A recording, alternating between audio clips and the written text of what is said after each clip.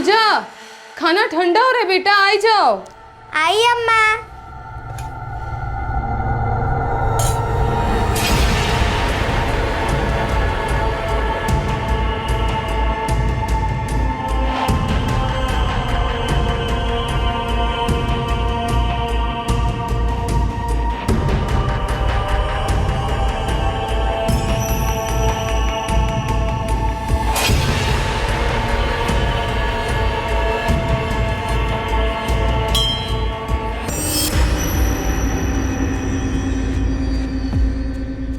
नरसंहार करने निकले दो भाई अनिरुद्ध और सुजीत गुप्ता ये मानकर चल रहे थे कि मंदिर की आरती की ऊंची आवाज में गीता और उसकी बच्चियों की चीखें दब जाएंगी। पर क्या गीता कभी जान पाई थी कि उसे अपने ही पति अनिरुद्ध से खतरा हो सकता है? दुर्भाग्यवश इस सवाल का जवाब है हाँ। गीता इस संभावना से वाकिफ थी कि उसे अनिरुद्ध से खतरा हो सकता है। गीता को आगाह करने वाला और कोई नहीं बल्कि यशवंत मंडल था, उसके पहले पति का बड़ा भाई और उसका पड़ोसी भी। सुनिए जी, महेश भैया चल बसे, इसमें गीता का क्या कसूर है? कौन बोला कि गीता का या किसी का कसूर है? हम तो बस ये बोले हैं कि ये अनिरुद्ध जो है ये ठीक आदमी नहीं है। लेकिन काहे जेठ जी? तुमसे कहा बताएं गीता? ये अनिरुद्ध जो है ये हमारा और महेश का फूफा का लड़का है। बचपन से देखे हैं उसको, अब उसको हम ठीक से जानेंगे कि तुम। लोग बदलते नहीं है का? और वैसे भी वो गीता को पसंद करता है। कौनो पसंद वसंद नहीं करता है, बेशरम आदमी है, बेशरम। ये जो अनिरुद्ध है ना, ये कौनो न कौनो छुपा इरादा से तुमसे शादी का बात कर रहा है, और ये तुम्हारे लिए बहुत खतरनाक है और तुम्हारे बच्चों के लिए भी। जिम्मेदारी तो उठाना दूर का बात, वो कब कहां कर जाएगा का कौनो भरोसा नहीं। दोबारा शादी करना कौनो गलत बात नहीं, अच्छा बात है, पर आदमी तो ढंग का होना चाहिए ना गीता। एक बार अपने भाई अजीत से कहो कि कोनो बढ़िया आदमी हो तो देखेंगे तुम्हारे लिए। हमसे कहो, हम और ज्योति देखेंगे कोनो आदमी तुम्हारे लिए।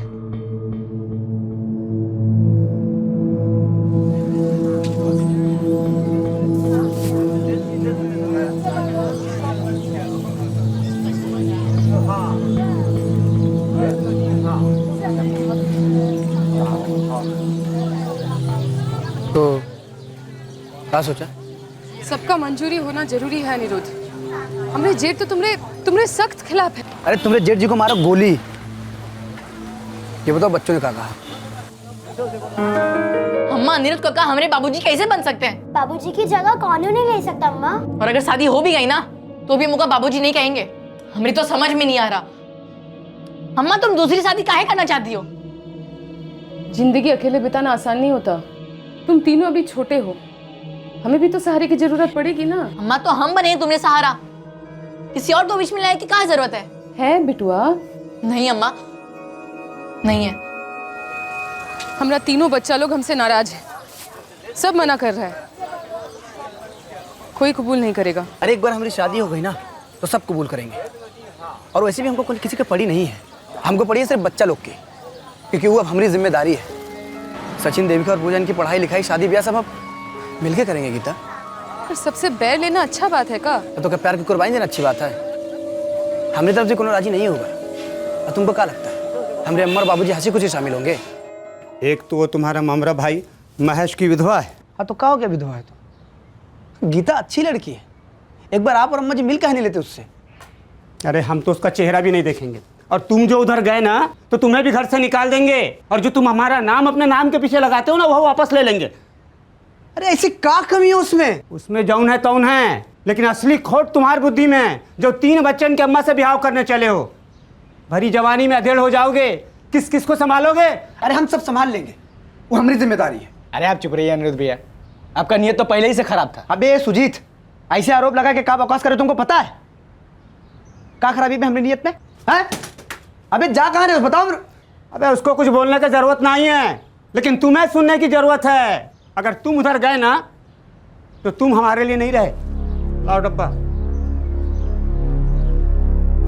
हम अम्मा बाबूजी के खिलाफ जाने के लिए तैयार हैं। तुम्हारे लिए आसान है, हमरे लिए नहीं। दुनिया चील कौवे की तरह हम पर नजर टिकाए हुए है कि कब हम फिसले और कब नोच लिया। और अगर हम ये सब आसान कर दें तुम्हारे लिए तो? अब ये बात का क्या मतलब हुआ? मतलब ही कि नोच खाने वाली दुनिया को कभी पता ही नहीं चलेगा कि हमने शादी कर ली। देखो, तुम्हारे तीनों बच्चा लोग के साथ अपने घर पे रहना, हम अपने अम्मा बाबूजी के साथ अपने घर पे रहेंगे। लेकिन शादी तो हमारी हो चुकी होगी, हम पति पत्नी भी हो गए होंगे। हम बच्चा लोग की सारी जिम्मेदारी उठाएंगे। हम हर रोज तुमसे मिलने आएंगे। क्या बोलती हो? इतना सोचो मत गीता, जिंदगी ससुरी बहुत छोटी है। इतना सोच विचार के उसको और छोटी मत बनाओ। हाँ बोल दो गीता, तुमको हमारे प्यार का वास्ता है। हाँ बोल दो। प्रेम का वास्ता देकर अनिरुद्ध गुप्ता गीता मंडल पर जबरदस्त मानसिक दबाव डाल रहा था। हैरत की बात तो यह है कि वो ये दबाव गीता के विधवा होने के बाद से नहीं, पहले से डाल रहा था, जब वो अनिरुद्ध के ममेरे भाई महेश की पत्नी थी। ए गीता, ए गीता, गीता, काहे हमरा पीछा करते रहते हो अनिरुद्ध? मधुमक्खी फूल के पीछे कहाँ जाती है गीता? गीता भौजी, गीता भौजी है हम तुमरे महेश भैया की धर्म पत्नी। लक्ष्मण रेखा को पार करने की कोशिश न करना कहे देते हैं। हट! कितनी बुरी एक्टिंग करती हो। रामलीला में तुमको कोनो सीता माता का भी रोल नहीं देगा। तुम्हारे चेहरे पे साफ नजर आता है कि जितना प्यार हम तुमसे करते हैं ना, उतना प्यार तुम भी हमसे करती हो। एक बार अपने आप से सच बोल दो गीता, और हमारे पास आ जाओ।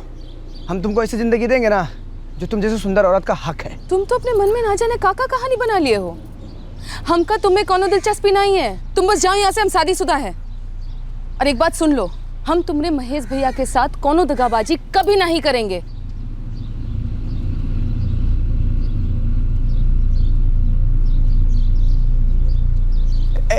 गीता, हमारी बात सुनो। तुम हमारी बात सुनो।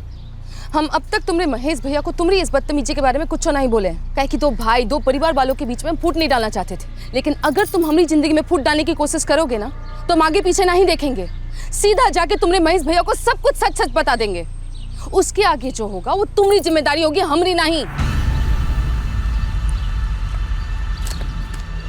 अरे अब तो कबूल कर लो कि तुम्हारे दिल में हमारे लिए मोहब्बत थी। शादी के लिए हाँ तो कह दो। अरे अब तो महेश भी नहीं इस दुनिया में, तो धोखा देने का तो कोनो सवाल ही नहीं उठता है।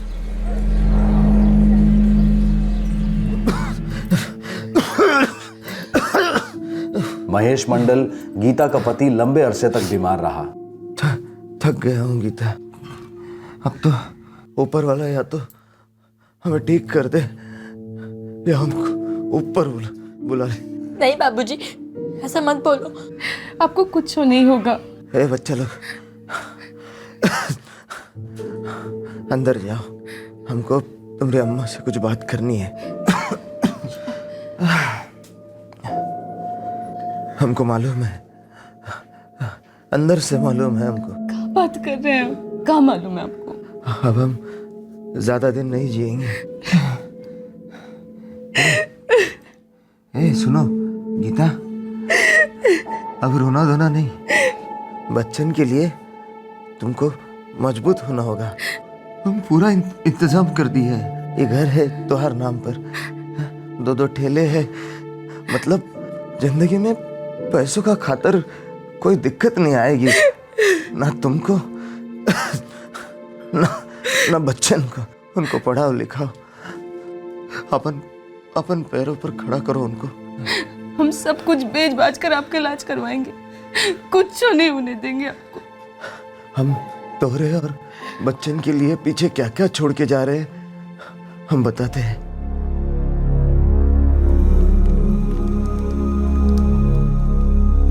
गीता ने अनिरुद्ध के दबाव में आकर बिना किसी को बताए अनिरुद्ध से चुपचाप शादी कर ली थी।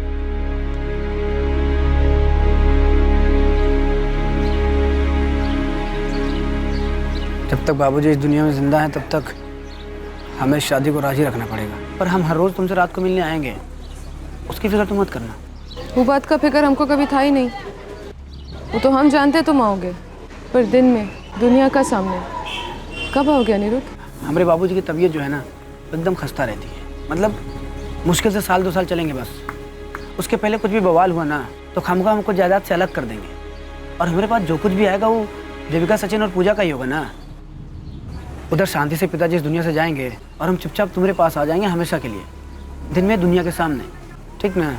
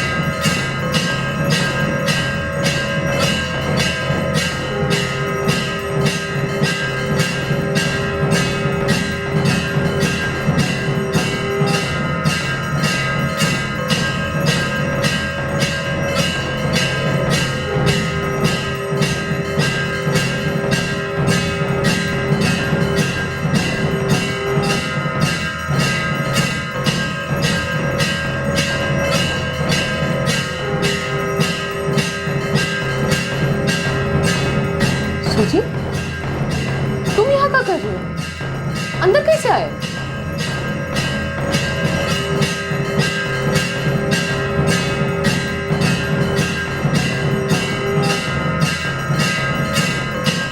इस नरसंहार का मकसद क्या था? क्या यह भयंकर साजिश उस खजाने, उस संपत्ति के लिए की जा रही थी जो गीता का पति महेश मंडल गीता और उसके बच्चों के लिए छोड़ गया था? या फिर इस हत्याकांड के प्लान के पीछे कोई और ही कारण था?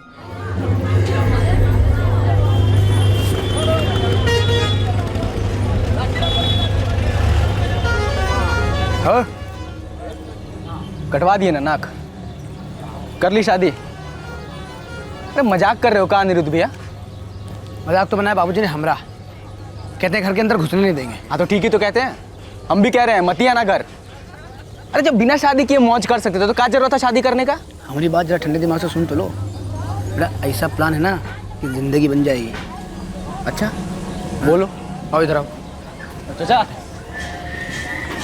देखो, किसी ज़माने में हम गीता से प्रेम करते थे, लेकिन अब नहीं करते। अब हमारे पास एक प्लान है। हाँ बोलो बोलो, सुन रहे हैं। देखो, एक तो बड़ा घर और ऊपर से 2 ठेला। अच्छा चलता भी है भाई। मतलब एक ठो बड़ा घर और 2 दुकान, इसी के लिए ब्याह कर लिए गीता से? घर और ठेला तो हमारी जेब खर्चा के लिए है बस। का खजाना छोड़ गया है महेश बाबा गीता और बच्चों के नाम। और तुम सुनोगे तुम्हारी का खजाना है? तुम हमेशा पूछती थी ना, इतना कमाया और बाकी का पैसा कहाँ गया? हाँ? हम अपना बीमा उतराए थे, जिसका किस्त भरने का वास्ते वो पैसा जाता था। जानती हो कि कितना पैसा का बीमा है? 18 लाख। पूरा 18 लाख मिलेगा तुमको। हमको कुछ नहीं चाहिए, हमको आप चाहिए। लेकिन सच्चाई है ना? सच्चाई यही है कि आप बहुत जल्द ठीक हो जाएंगे, कुछ नहीं होने देंगे हम आपको। कल हम तुमको अपने जीवन बीमा का सारा कागज दे देंगे और सब कुछ समझा देते हैं, ताकि हमरे जाने के बाद तुमको बीमा का पूरा पैसा मिले।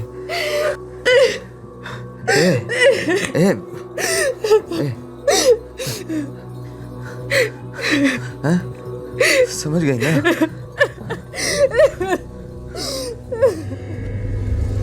ब्याज मिला के कुल 20 लाख लगे ससुर के हाथ। कौन बताया? वो खुद गीता बताइएगा तुमको? हाँ बे, उसके बारे में हमको अभी से सब पता है। हमारी बीवी है बे। तो तुम इस चक्कर में हो कि तुम ब्याह किए हो तो घर, ठेला और 20 लाख रुपया सब अंदर कर लोगे? हाँ बिल्कुल, और सारा पैसा का पूंजी बना के हम लोग अपना खुद का धंधा शुरू कर सकते हैं। हम मतलब? हम लोग माने तुम और हम तुम। तो तुम ऐसा सोच रहे हो कि घर, ठेला और रोकड़ा सब अपने नाम कर लोगे? अरे दूध भात है का? बेवकूफ़ हो गए हो। अरे वो महेश सब गीता के नाम पे करके गया होगा। जो गीता अब हमें नाम कर देगी, पति है उसके, इतना हक तो बनता ही है हमारा। और नहीं की तो? नहीं की तो करवा लेंगे। कमीने हो तुम, माला माल हो जाओगे तुम। हैं? तुम नहीं, हाँ हम और पैसे से हम लोग ऐसा धंधा शुरू करेंगे कि गांव में सबसे बड़ा आदमी बन जाएंगे। और गीता और बच्चे? अब गन्ने का रस चूसने के बाद चूसा हुआ गन्ना जेब में लेके थोड़ी घूमेंगे, थूक देंगे। जब तक गीता को अनिरुद्ध के असली इरादों के बारे में पता चला तब तक बहुत देर हो चुकी थी, लेकिन फिर भी गीता ने अपने बस में हर मुमकिन तरीके से अनिरुद्ध की चालाक कोशिशों को मात दी। देविका और पूजा सचिन के साथ मेला देखने गए का? हाँ, काहे? नहीं, हम बोले हम घुमा लाते हैं तो हमारे साथ जाने के लिए मना कर देती ना, और हमको काका काका कहते रहते। बाबूजी नहीं बोलते। इतने हमको कब अपनाएंगे? थोड़ा बखत दो, नाजुक उम्र है। और तुम तो हमको पूरी तरह दिल से अपना लियो ना, या तुम भी बच्चों की तरह ऐसे ही? गीता, तुम्हारी जो खामोशी है ना, एक छुरा की तरह चुभती है हमको। सवाल ही आसन किए हो, शादी की है तुमरे संग, भगवान को साक्षी मानकर। और उसी भगवान के मंदिर में हम भी कसम खाए थे कि तुम्हें और तीनों बच्चा लोग की जिंदगी भर जिम्मेदारी उठाएंगे। गीता, वक्त आ गया है कि घर और दोनों ठेला हमारे नाम कर दो। काहे? ये पैसा और जमीन जायदाद जो कुछ भी है सब हमारी जिम्मेदारी है ना। तुम्हारे खाता में जितना पैसा है ना वो सब हमारे खाता में डाल दो। हम सब दिमाग से पूरी जिम्मेदारी उठाएंगे। तुम बस आराम करो और जिंदगी का मजा लो। सब कुछ तुम्हारे नाम कर दे, पर काहे? क्योंकि हम कह रहे हैं तुम्हारे पति हैं भाई। देखिए कैसे जानवर की तरह मारा है वो। हम बोले थे ना तुमसे, बोले थे ना पहले कि वो आदमी का नीयत ठीक नहीं है। गलती हो गई हमसे। जो हो गया सो हो गया। अब बिना देर किए तलाक दो उसको। शादी का रजिस्ट्रेशन किए हो ना? कहाँ, बस मंदिर में 7 फेरे लिए थे पुजारी और भगवान जी के सामने। हम तो अपने सगे भाई अजीत भैया को भी नहीं बोले कि हमारी शादी हो गई। वो भी अपने परिवार वालों को कुछ नहीं बोला है। एक तरह से ये ठीक भी है कि शादी का कानून सबूत नहीं है। कम से कम कानूनी तौर पे वो तुमको अपनी पत्नी तो नहीं बोल पाएगा। तो अब दूर करो सारे को, तोड़ो सारा रिश्ता नाता। पर एक बात का ध्यान रखो, अपना जान का हिफाजत करो और अपने बच्चा लोग का हिफाजत करो। वो ससुरा कौनो हद तक जा सकता है। बिना सर्टिफिकेट के तुम बैलगाड़ी भी नहीं चला सकते। और शादी तो जीवन की रेलगाड़ी है। अच्छा, तो अगर सर्टिफिकेट पेश करें तो क्या मिलेगा हमको? जाली सर्टिफिकेट होगा तो सजा मिलेगी, असली होगा तो इंतजार मिलेगा। इंतजार मतलब समझे नहीं। आपकी पत्नी भगवान की दया से स्वस्थ है, जवान है और सारे जायदाद की मालकिन है। अब खुदा न खास्ता कुछ होता है तो प्रॉपर्टी आपको मिल सकती है, वरना उनके बुढ़ापे और देहांत तक आपको इंतजार करना पड़े। और अगर सर्टिफिकेट ना हो तो? अरे भाई अभी वही बात तो कर रहे थे कि नहीं होगा तो क्या होगा। अब दोबारा मत पूछना। तो वकील साहब, अगर सर्टिफिकेट ना हो तो क्या मिलेगा हमको? ठेंगा मिलेगा। आपकी पत्नी के देहांत के बाद सारी जायदाद बच्चों को चली जाएगी। तो लाखों की भूतनी लातों से भी नहीं मान रही। मानना तो पड़ेगा, बहुत मेहनत किया हमने और हम अपनी मेहनत ऐसे बर्बाद नहीं होने देंगे, चाहे कुछ भी हो जाए। तो थोड़ी मेहनत और कर लेते हैं ना भैया। हाँ, मेहनत तो करनी पड़ेगी क्योंकि रास्ते में 4 कांटे हैं और चारों को एक साथ साफ करना पड़ेगा। गीता, सचिन, देविका और पूजा, इन चारों को मारना ही पड़ेगा, तब जाके सारा माल मेरा हो पाएगा। मेरा? ये हमारा से मेरा कैसे हो गया? अबे कानूनी तौर पे मेरा, वैसे तो हमारा ही है। तो कितना तुम्हारा कितना मेरा है? कितना चाहिए तुमको? पहले वाला हिसाब नहीं होगा अब। ये रोटी का एक टुकड़ा दे दिए बाबूजी से बात छुपाने के लिए कि शादी होगी तुम्हारी गीता से। रोटी का कितना बड़ा टुकड़ा चाहिए तुमको? मैं रोटी बीच में से फटेगी, आधा तुम्हारा आधा मेरा।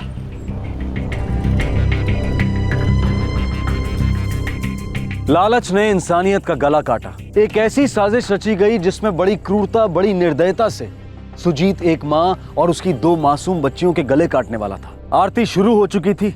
सुजीत गीता के घर में दाखिल हो चुका था और गीता ने उसे देख भी लिया था।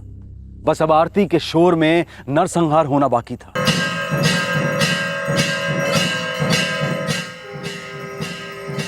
क्या बात है सुजीत? और ये चोरन की तरह अंदर काहे आ रहे हो?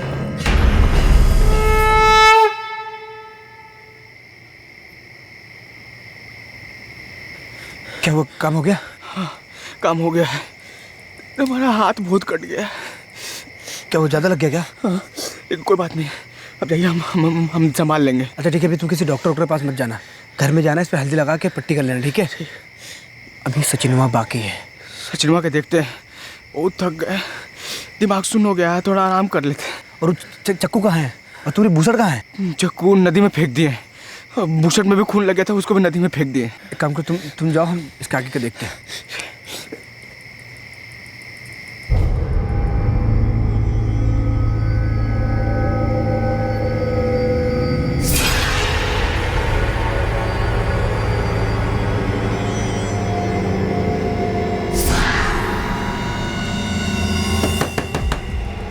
गीता, गीता, हे गीता,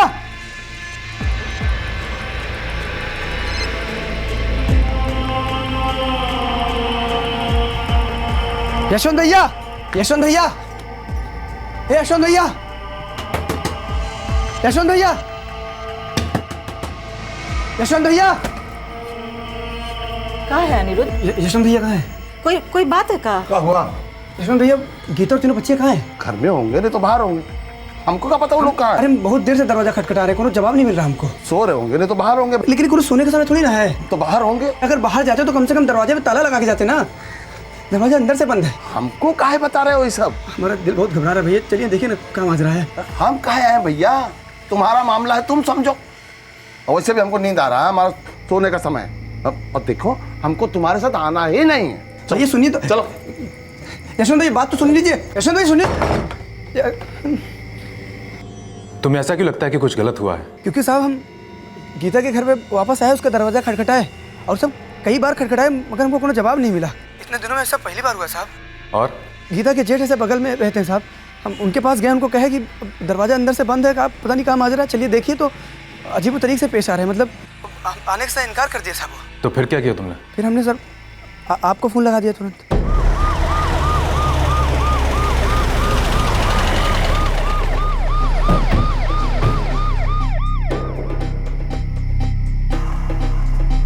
सर पिछले आधे घंटे से हम दरवाज़ा खटखटा रहे हैं लेकिन कोई आवाज़ नहीं आ रही है, दरवाजा अंदर से बंद है सर। सिन्हा तोड़वाओ।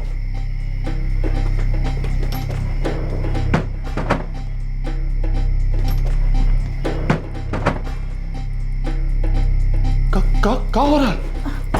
पुलिस दरवाजा तोड़ रही है, कुछ ठीक नहीं लग रहा है। हटो तो हटो। आप रुकिए, कुछ बखेड़ा खड़ा हो जाएगा, आप समझते काहे नहीं?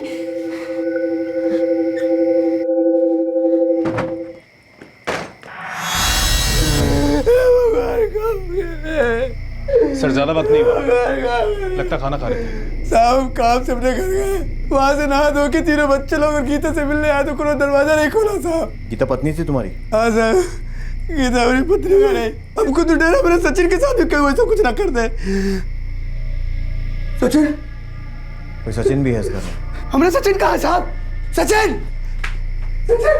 सचिन! सर्च करो पूरा।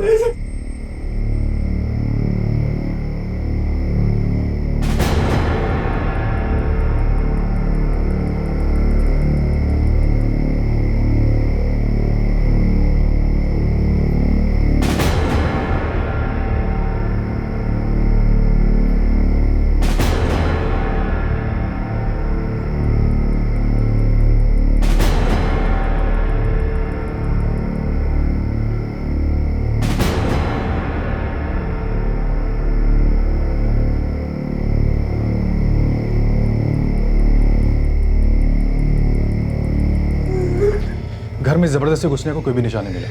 लगता है कातिल छत से दाखिल हुआ था। और सर खून के निशान अगले घर के छत तक जाते हैं और उसके बाद नीचे।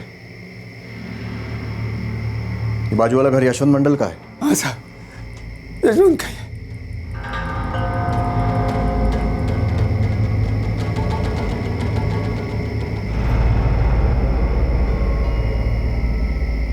नहीं नहीं नहीं नहीं नहीं नहीं साहब, नहीं साहब, हम डर गए थे साहब। मासूम बच्चों और एक औरत का कत्ल करने के बाद कैसा डर है यशवंत मंडल?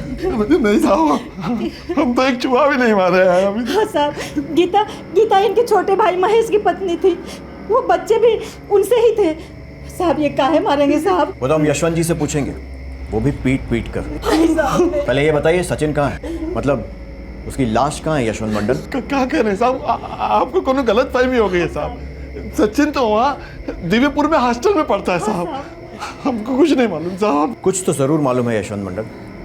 एक तो तुम अनिरुद्ध के साथ गए नहीं, 3 मर्डर को लेकर लोगों की नींद उड़ गई थी। मरने वाली औरत तुम्हारे मरहूम भाई की बीवी थी, दोनों बच्चियां तुम्हारी भतीजियां थी और तुम घर से बाहर ही नहीं निकले। हम रोके थे साहब, हमको लगा कि कोई बखेड़ा ना खड़ा हो जाए साहब।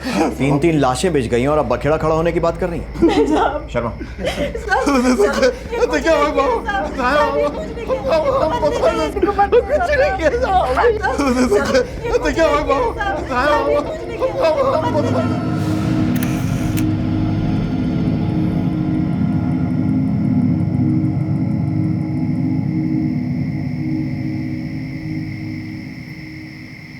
हाँ भैया, आप ही के फ़ोन का इंतजार कर रहे थे।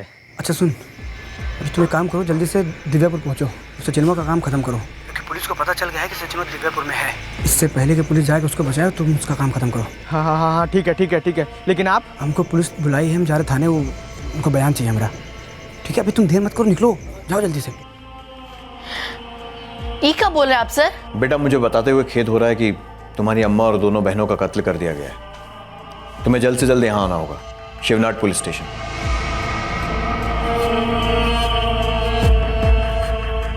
बड़ी ही शातिरता से अनिरुद्ध ने यशवंत को इस केस में संदिग्ध बना दिया था। अब जिम्मा यशवंत पर था कि वो अपनी बेगुनाही कैसे साबित करता है। अनिरुद्ध की वजह से गीता के लिए यशवंत को जिस बात का डर था वो बात सच हो गई। दूसरी तरफ एक और षड्यंत्र पंख फैला रहा था।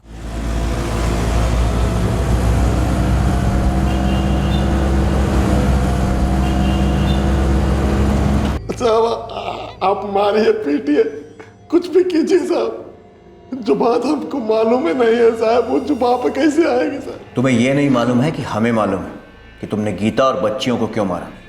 मालूम है क्यों?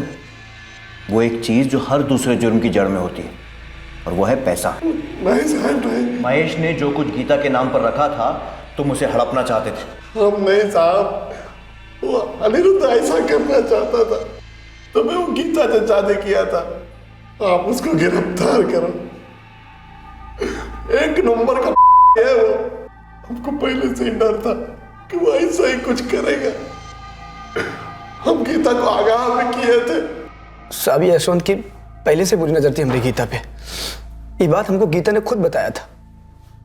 पिछले दिनों महेश भैया के जीवन बीमा का पैसा मिला था ना 20 लाख, उसको हड़पने के चक्कर में था। लेकिन उसका तो कुछ और ही कहना कि सिर्फ पैसे के लिए तुमने चुपचाप उससे शादी कर ली और बहुत मारते पीटते थे तुम उसे, ताकि घर पैसा ठेला सब कुछ तुम्हारे नाम पे ट्रांसफर हो जाए।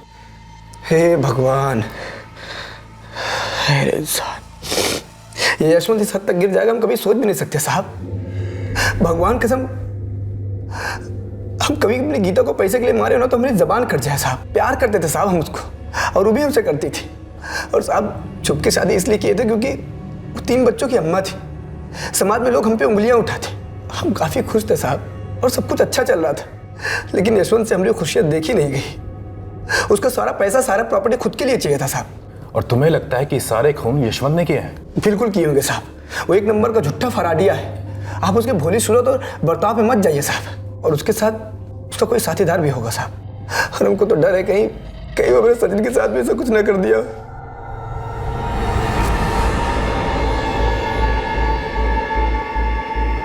भैया, ओ गार्ड भैया। हाँ हाँ हाँ हाँ, जरा सचिन मंडल को बुला दीजिए ना। आप कौन है? हम चचा हैं उसके। वो यशवंत मंडल हमारे दोस्त हैं। गांव में बहुत अनर्थ हो गया है, उसकी अम्मा और 2 बहनों का कत्ल हो गया है। हाँ मालूम है हमको, फोन आया था सचिन मंडल को, बहुत रोता था बेचारा। हाँ हाँ हाँ, जल्दी बुला दीजिए ना, उसको काका के पास ले जाएंगे। अरे वो तो रात 11 बजे के बस में बैठ के ही चला गया। जब ये फोन आया था वार्डन साहब खुद ही गए थे उसको बस में बिठाने के लिए।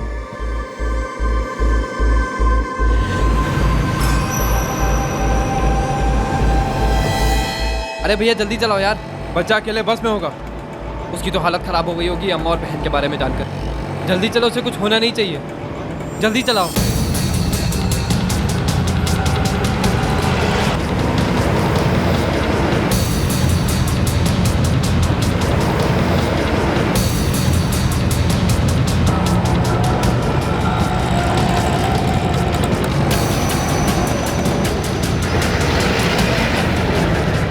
साहब आपको लगता है कि मेरी बहन गीता का और उसके 2 मासूम बच्चियों का कत्ल यशवंत ने किया है? लगता तो ऐसा ही है। यशवंत अभी कुछ कबूल नहीं कर रहा है, लेकिन गीता के घर से खून के धब्बे सीढ़ियों से होते हुए उसकी छत तक जाते हैं और वहां से सीधे नीचे उसके घर तक। बीमा का पैसा, घर, 2 ठेले, इन चीजों के लिए यशवंत ने मेरी बहन गीता का उसके 2 मासूम बच्चियों को मार डाला। अभी तक तो यही कारण लग रहा है इस ट्रिपल मर्डर का। वैसे आपकी बहन गीता ने जो अनिरुद्ध से चोरी छुपे मंदिर में शादी की थी उसके भी खिलाफ था यशवंत। क्या गीता ने अनिरुद्ध के साथ शादी की थी?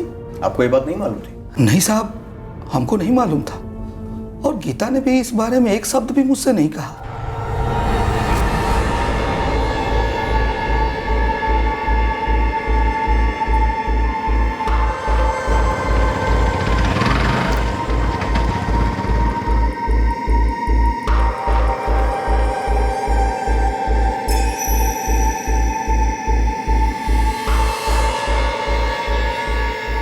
हेलो अनिरुद्ध भैया। मिला क्या? काम हुआ? नहीं मिला, काम नहीं हुआ। अरे हमारे पहुंचने से पहले ही उसको खबर लग गया था और वो बस पकड़ के घर निकल गया। कोई बात नहीं, इस वक्त कहाँ हो तुम? घर के पास ही हैं। ठीक है, तुम घर जाओ, थोड़ा आराम करो, हम थोड़ी देर में पहुंचेंगे, फिर सोचते क्या करना है, कैसे करना है। ठीक है। वो हमारी हिरासत में बेटा, हम उससे सब कुछ उगलवाएंगे। लेकिन यशवंत अब ऐसा क्यों करेंगे? बेटा अनिरुद्ध ने पुलिस को बताया कि यशवंत वो बीमा के पैसों के पीछे पड़ा था जो तुम्हारी अम्मा को मिला था तुम्हारे बाबूजी के जाने के बाद। नहीं नहीं, यशवंत तो ऐसा नहीं कर सकते। मुझे तो लगता है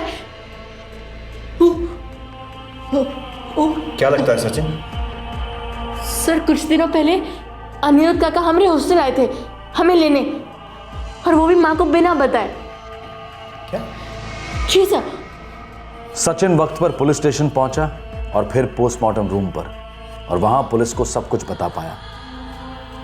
उसने बताया पुलिस को कि किस तरह अनिरुद्ध से उसे खतरा था और किस तरह अनिरुद्ध उसे लेने आया था। लेकिन उस वक्त उस मासूम 13 वर्षीय लड़के को मालूम भी नहीं था कि असल में अनिरुद्ध का कितना भयंकर प्लान था।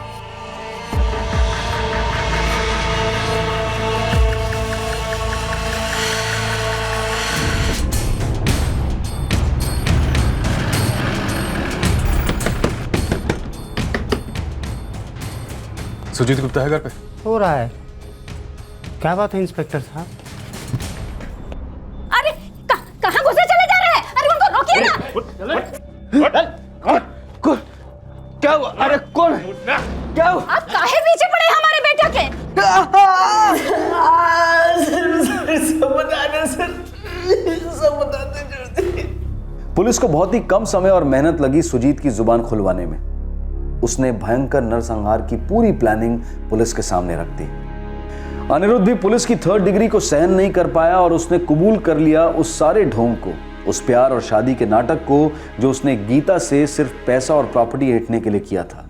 फिर उसने पुलिस को अपना प्लान भी बताया कि किस तरह वो सारा जिम्मा यशवंत पर डालने के बारे में सोच रहा था। यशवंत को रिहा कर दिया गया, लेकिन वो बुरी तरह से हिल गया था। उसे लगभग आरोपी ठहरा ही दिया गया था। यशवंत मंडल और उसका परिवार रिहाई के दूसरे ही दिन घर और वो गांव छोड़कर दूसरी जगह बस गए ताकि उन पर कोई उंगलियां ना हो। हमको तो एक लंबे अरसे से लग रहा था कि हमारा अनिरुद्धवा पगला गया है, बहुत कड़वा हो गया। हमको तो लगता है ये अनिरुद्ध ने भगाया है सुजीत को। अनिरुद्ध सुजीत से ना कहता तो अनिरुद्ध खुद ये भयंकर काम किसी और से करवा लेता। अनिरुद्ध सुजीत से ना पूछता तो सुजीत किसी और के लिए ये खून कर देता। सच्चाई तो यही है कि हमारा दोनों बेटा शैतान निकले। क्या हमें कोई कमी थी परवरिश में, हमारे खून में? हाँ?